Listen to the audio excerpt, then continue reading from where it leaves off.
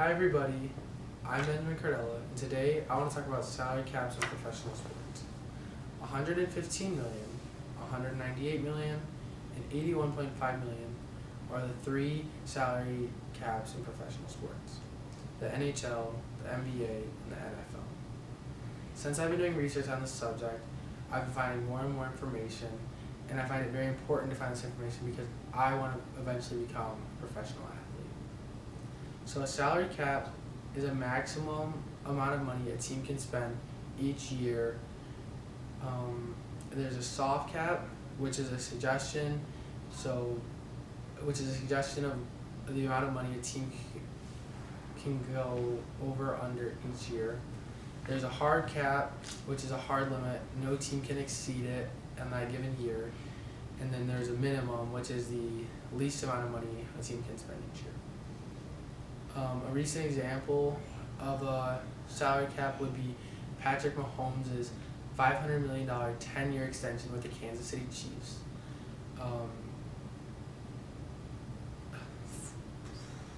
Now to learn more about salary caps.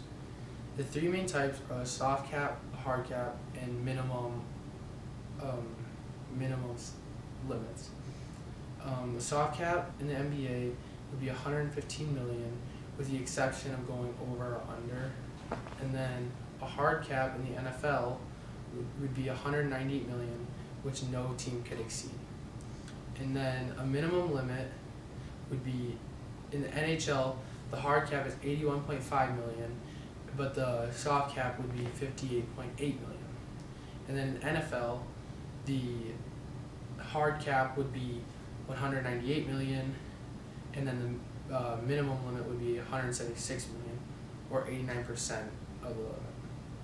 Now, some of the benefits of salary caps would be a competitive balance between franchises. So smaller franchises have a reason to look forward and look towards the future of their programs, and then next, teams can't buy championships. So a team that's really, really good cannot just buy the same exact players and get the best prospects. Eventually they'll be distributed amongst the league, and it just helps grow the league. It keeps people invested, it keeps people wanting to know more about where the next top players are going to go, where some of their favorite players are going to land. Some of the negatives of sports caps would be the wage limit. So really good players cannot always get the maximum contract that they think they should have, because sometimes a franchise can't afford to give it to them, and it just restricts the amount of money that a player can get on a given year. Next is trading. So trading isn't happening as much because really big contracts are signed, and then after a few years, when a club decides to trade a person, some franchises don't want to take on such a big contract because they can't afford it. Next, it promotes discontinuity. It makes it harder for a player that's played in the league for 3 or 4 years on their rookie contract to sign with that same team, because the team might not be able to afford a better contract because they don't have the same cap space that they did have before. Now that you know, let's recap. There's a limit on how much money a team can spend each year. There's a hard cap, a soft cap, and a minimum limit.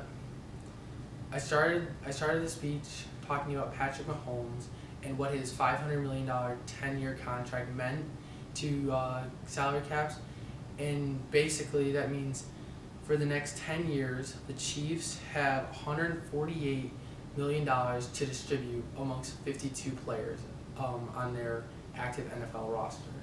So Patrick Mahomes is taking up 25% each year of their salary cap. Thank you. I'm Ben McCurl.